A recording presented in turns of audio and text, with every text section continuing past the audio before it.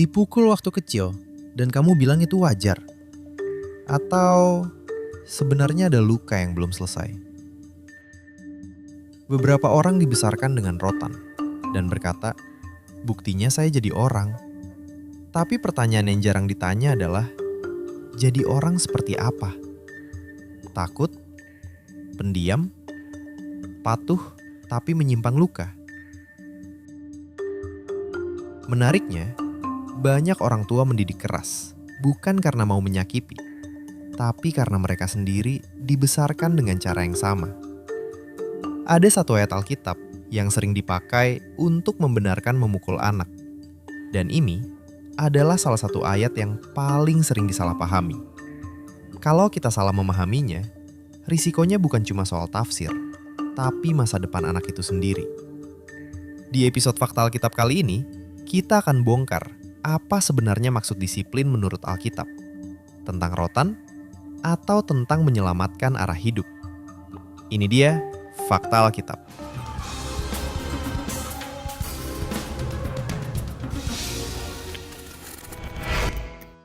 Sudah berapa kali Ibu bilang jangan? Lihat sekarang. Alkitab tidak pernah membenarkan orang tua melukai anak karena emosi. Yang sering terjadi bukan salah ayatnya, tetapi salah memahami maksudnya. Salah satu ayat yang paling sering dikutip adalah Amsal 23 ayat 13-14. Jangan menolak didikan dari anakmu. Engkau memukulnya dengan rotan, tetapi engkau menyelamatkan nyawanya dari dunia orang mati.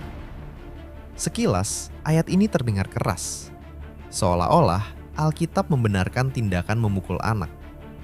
Tapi ayat ini tidak bisa dibaca sendirian. Karena kitab Amsal bukan aturan teknis yang kaku, melainkan prinsip hidup.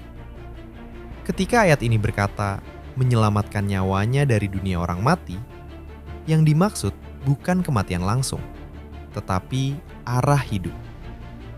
Tanpa didikan, anak bisa tumbuh tanpa batasan, tanpa mengerti benar dan salah, dan akhirnya berjalan menuju kehancuran hidupnya sendiri. Jadi fokusnya bukan pada pukulan, tetapi pada penyelamatan hidup anak melalui didikan yang benar. Disiplin adalah kasih dan tujuan. Dalam Alkitab, didikan tidak pernah berdiri sendiri. Selalu ada kasih dan tujuan. Ibrani 12 menjelaskan, Tuhan mendisiplin orang yang dikasihinya, bukan untuk menyakiti, tetapi untuk membentuk dan mengarahkan. Artinya, didikan yang benar selalu punya tujuan, membantu anak mengerti konsekuensi, belajar benar dan salah, dan siap menghadapi kehidupan nyata. Bukan sekedar membuat anak diam, bukan sekedar menghentikan kesalahan sesaat. Rotan versus didikan. Masalahnya sering muncul di sini. Orang fokus pada rotan, tapi melupakan didikan. Padahal, keduanya tidak bisa dipisahkan. Didikan berarti menjelaskan, membimbing, memberi pengertian.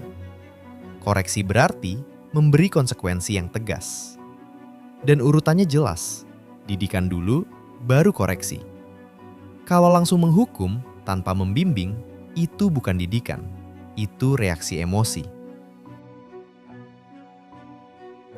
Peringatan Alkitab. Efesus 6 ayat 4 berkata, jangan bangkitkan amarah di dalam hati anak-anakmu, tetapi didiklah mereka di dalam ajaran dan nasihat Tuhan.